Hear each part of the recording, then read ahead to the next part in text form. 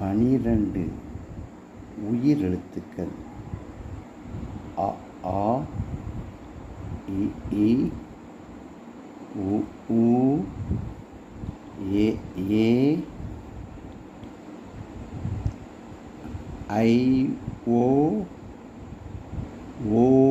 ஔ.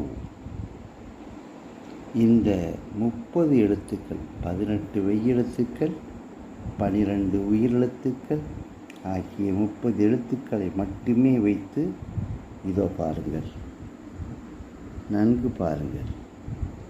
இந்த 30 எழுத்துக்களை மட்டுமே வைத்து முழு தமிழையும் நாம் எழுதவும் படிக்கவும் முடியும் என்பதை காட்டியிருக்கின்றேன்.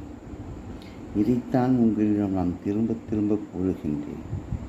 இந்த முறையில் எழுத்துக்களை நம் குழந்தைகள்